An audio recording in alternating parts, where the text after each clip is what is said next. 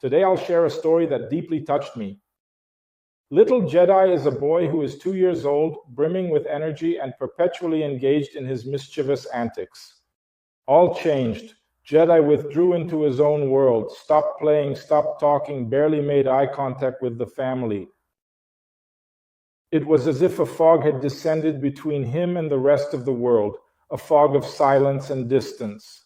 His parents, very concerned about this drastic change, sought several specialists, underwent a series of tests and evaluations, until one of them, a simple blood test, revealed something shocking. The amount of heavy metal lead in Jedi's blood was extremely high. It was 76 when the normal should have been less than 3.5. The situation was so critical that it led Jedi straight to the ICU, where an urgent treatment for lead detoxification began. But how did this happen? How did Jedi, a 2-year-old, end up being poisoned by such a dangerous heavy metal? The response was correct in front of the family's eyes, without them realizing it. The residence where they resided, an ancient place in Chicago, where they relocated to in 2021, had paintings with lead-based paints on the walls and doors. The peeling walls and accumulated dust were not only indications of time passing, but also particles of lead waiting to create problems. Jedi's story did not come to an end after leaving the ICU. To this day, he still faces speech difficulties and a disorder called pica, which is this uncontrollable urge to eat things that are not food, like dirt, sand, things that are considered dirt. These issues are direct results of lead poisoning and call for ongoing and consistent care and attention. This is not just an isolated incident, as you will discover when you watch this video presentation. Around 800 million individuals worldwide may have lead levels in their blood or bones that surpass the permitted limit, leading to harm to their health. Furthermore, metal contamination is responsible for the death of 5 million and a half adults per year due to cardiovascular problems, which people only think about cholesterol. It's a serious issue, and we still have few sources of information here in Brazil. What concerns me is the health of the little ones. Babies and children under 5 are particularly vulnerable to the harmful effects of lead.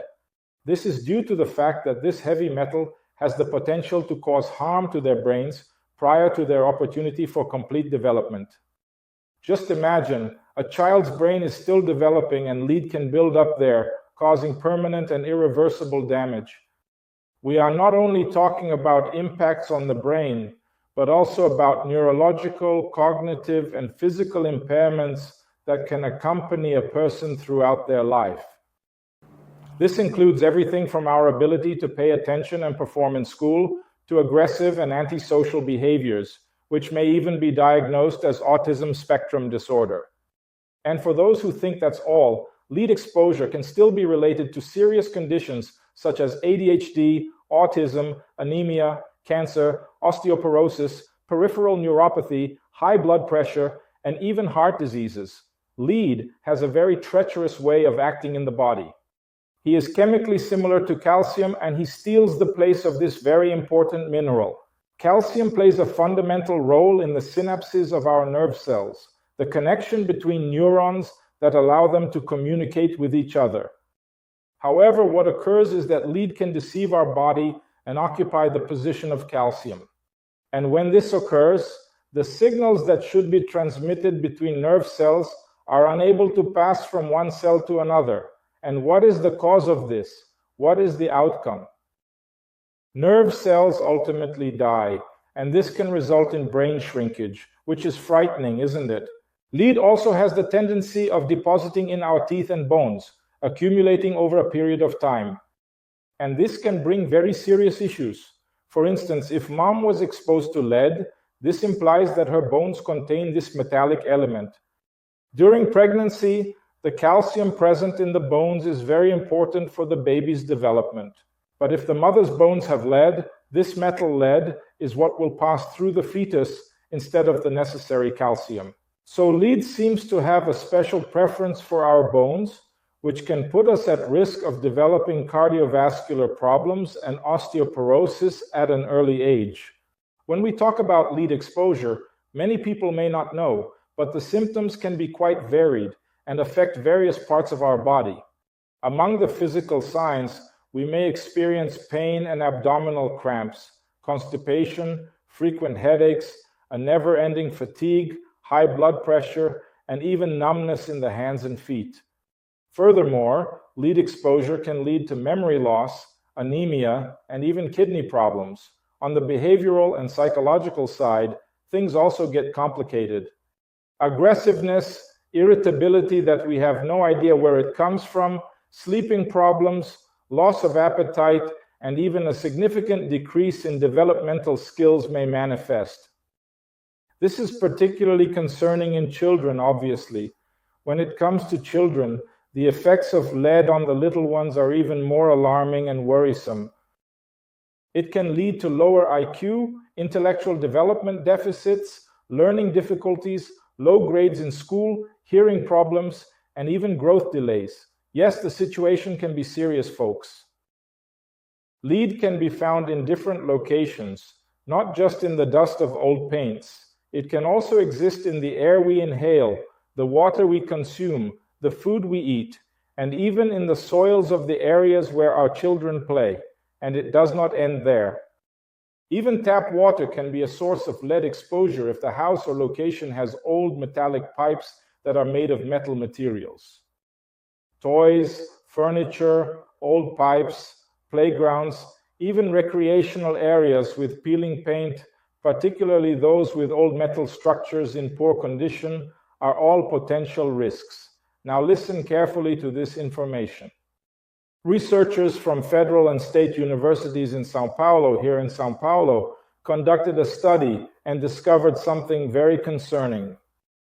The researchers conducted an investigation to determine whether the levels of lead discovered in residences and preschools of children in Brazil were correlated with elevated levels of lead in the bloodstream or not.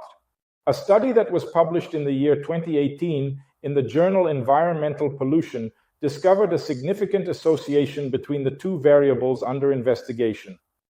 And do you know where they found the highest concentrations of lead? In the tiles in children's playground equipment. Yes, those very same areas where our children spend hours playing and having fun may potentially be exposing these children to levels of lead that are concerning and worrisome. The most alarming aspect is that lead exposure in daycare centers, where children spend many hours a day, has been demonstrated to be equally significant as exposures within the home itself. And the elevated levels of lead had a more significant impact on younger children, age 1 to 3 years old. This is extremely concerning, folks. Do you believe that even the air we breathe could potentially be contaminated with lead? A recent study conducted in London has brought to light a truly frightening reality. The lead that was employed in gasoline in the past is still present in the environment, lingering in the air of the British capital city to this day. That's right, leaded gasoline, which has fortunately been banned for over 2 decades in the United Kingdom and Brazil, also leaves traces that affect the environment and our health. But it's not only in London that this happens. In cities around the world, such as Shanghai and even in Sao Paulo, similar results have been found. If you're from Bahia, you must know the story of lead contamination in Santo Amaro da Purificação, near Salvador. This is one of the most alarming cases of environmental damage and public health in Brazil, and it is a story that needs to be told and remembered so that it is not repeated. For decades, the Brazilian lead company, known as Cobrac, operated in this region, dumping huge amounts of toxic waste into the environment, including lead and cadmium. These residues have contaminated the atmosphere, the waters, and the soil, bringing devastating consequences to the health of the residents of the capital of Bahia and the region. Among the problems caused are decreased IQ, kidney problems, anemia, and other serious health impacts. Furthermore, there is a large number of children in the region with health issues, physical disabilities, and anomalies. Official records also indicate documented instances of malnutrition, chronic illnesses, and an overall compromise in the quality of life experienced by both former COBRAC workers and the general population as a whole. Sadly, numerous employees at the company suffered untimely deaths, a tragic fact that greatly affects the community. The most troubling aspect is that even now, the people of Santo Amaro continue to await justice. The tale of Santo Amaro is a warning about the importance of constant vigilance to protect our communities. People, it may seem unbelievable, but even canela can be a source of lead exposure. A case that makes us open our eyes recently happened with apple cinnamon compote pouches. One of those baby food brands that we trust to provide nutrition to children was discovered to have alarmingly high levels of lead. Over 400 kids were poisoned in the US. The suspicion is that the cinnamon in the compote was contaminated, maybe even intentionally to boost the product's weight. With that, the profits. It is a real warning for all of us about how even food, something so fundamental to our lives, can be compromised. So, when choosing spices like cinnamon, saffron, cumin, and other seasonings, especially those in powder form, it is crucial to select quality and trustworthy suppliers. Cinnamon, for example, has been known to have this kind of issue, so it's better to prevent than to cure, okay? It is important to note that spices that originate specifically from northern India and Pakistan, where recent evaluations indicate a trend of adulteration, implying that they may contain lead, should be monitored closely in these regions. Did you know that even kitchen utensils, those beautiful ceramic pieces that we love, can potentially pose a health risk? An example that is often cited comes from Mexico, a nation that is known for its rich culture and traditions, but that has encountered significant issues as a result of lead poisoning caused by the use of lead-based paints in its traditional ceramic craftsmanship. Folks, ceramic-coated or unverified enameled pots may contain lead and cadmium in the paint, which can be released into food during cooking, increasing the risk of contamination. But believe me, the problem doesn't stop there. Toys, makeup, cosmetics, hair dyes, jewelry, costume jewelry, and even cigarettes may contain lead. We must be watchful, extremely watchful, particularly when it concerns products meant for children.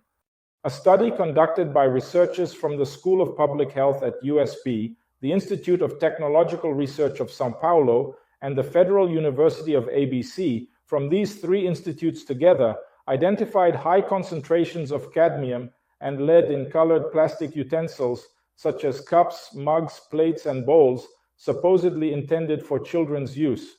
So, how can we protect ourselves and our families? Firstly, it is important to pay attention to everyday objects. It is advisable to prefer those with quality certification and to keep children away from toys that are peeling or of unknown origin. Additionally, it is crucial to avoid makeups with lipsticks and eyeliners, as they may also be contaminated with lead.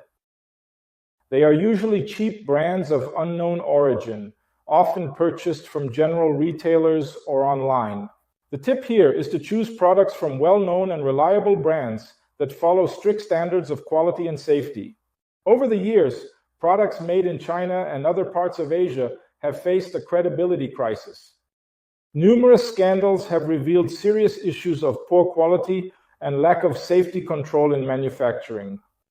This is concerning, particularly because a large number of these products ultimately become available to the less affluent, more modest sections of the populace. Sadly, for the most impoverished individuals, opting for certified and quality products, which generally carry a higher price, presents a tremendous challenge.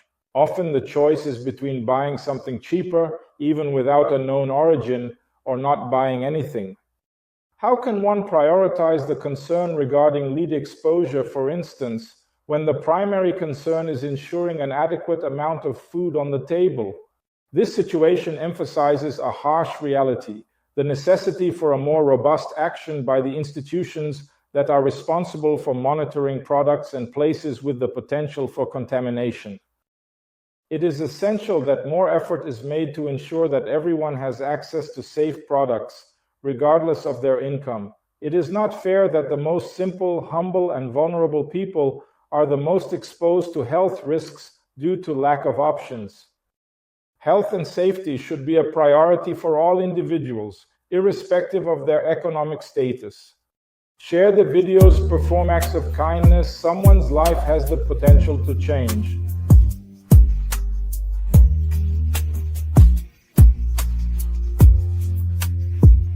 Don't forget to like this video. Share it with your friends and family, with people who may really need this information. Your participation is crucial for us to keep addressing topics that are vital for our health. Thank you very much for your attention. A big hug, a kiss on your heart, and you wait.